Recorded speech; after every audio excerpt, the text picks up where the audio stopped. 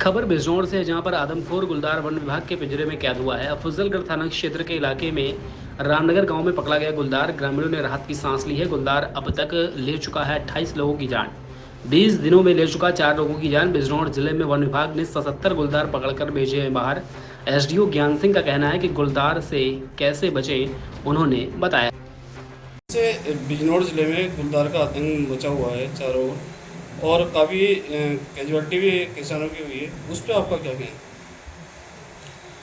देखिए, जो बिजनौर जनपद है हमारा, Hanumangarh tiger reserve, Corbett tiger reserve, Sona नदी सेंचुरी और हस्तिनापुर वन्यजीव विहार से घिरा हुआ है। इसके साथ ही साथ यहाँ पे खादर का बहुत बड़ा क्षेत्र है जिसमें पटेरा घास पाई जाती है। उसकी लीव्स और गन्ने की लीव्स समान है और यहाँ गुलदार की उपस्थिति ऐतिहासिक रूप से रही है और अभी भी है। तो पहले जो हमारा ये जो जंगल क्षेत्र था या पटेरा का जो खादर का एरिया था, उसमें गुलदार की उपस्थिति थी।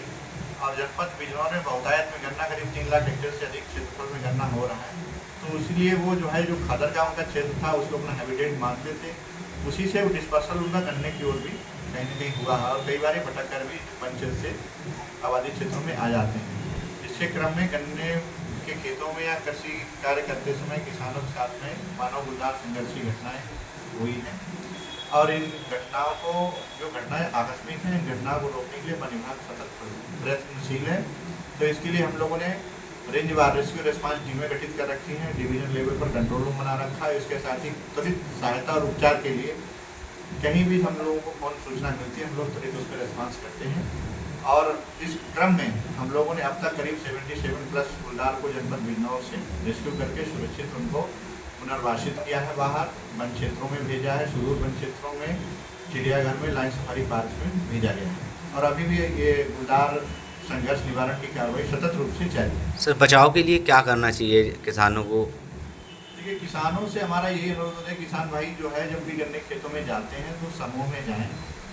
समूह में नहीं है तो कम से कम रेडियो है, ट्रांजिस्टर है, उसको आवाज़ करते हुए जाएँ। खेतों पे काम करने से पहले हाका लगाते हैं, तेज तेज थोड़ा आवाज़ करते हैं, टीना टापड़ होता है उसको बजाते हैं, या एक हथौड़ी रखते हैं, उसको भी पहले लगा सकते हैं वहाँ। उसके बाद में गन्ने खेतों में कार्य शुरू करें और कम से कम 2 लोग अवश्य रहें। वन विभाग की ओर से कितने गाँव में पिंजरे लगाए गए हैं सर? अभी देखिए, हमारा जो जहाँ से भी ऐसी कोई हमें सूचना मिलती है किसी जो है पालतू पशु को या किसी उसके प्रेजेंस की उपस्थिति हमें मिलती है, तो जो निर्धारित प्रक्रिया है उसको अपना करके हम लोग सक्षम स्तर से अनुमति प्राप्त कर पिंजरा लगाते हैं। वर्तमान में भी हमारे करीब जो है जनपद में 42 पिंजरे लगे हुए हैं। लगभग कितनी टीम इस पर काम कर रही है सर गुलदार के?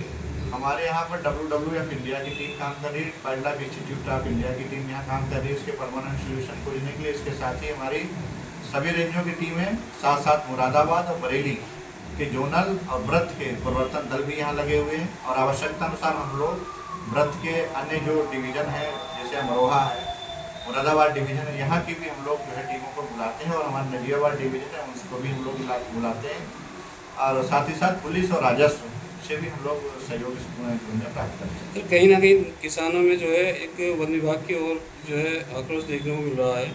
उनका कहना है कि आप लोग जो है लापरवाही बरत रहे हो, उस पर आपका क्या कहना है?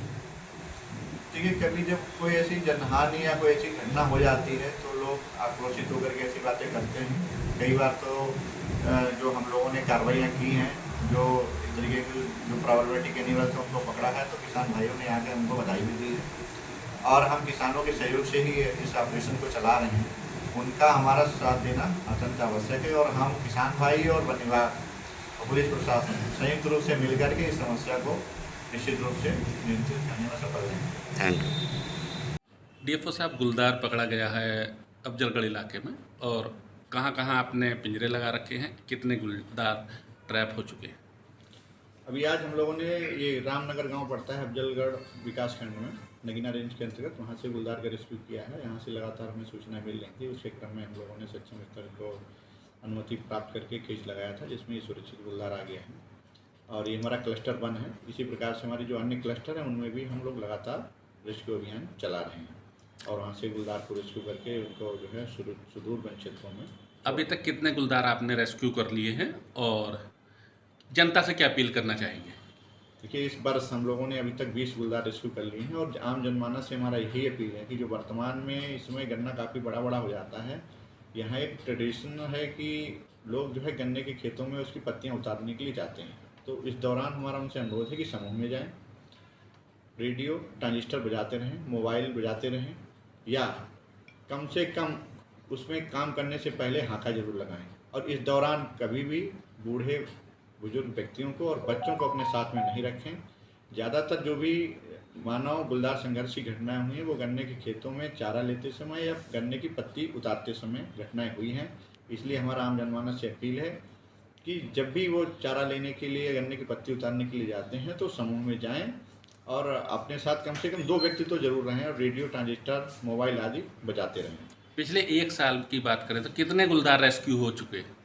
इस वर्ष हमने जनवरी 2024 से अब तक 20 गुलदारों का सुरक्षित रेस्क्यू किया है। पिछले वर्ष? और पिछले वर्ष का जो है हमारा करीब जो है ये 30 के आसपास गुलदार हम लोगों ने रेस्क्यू किए थे।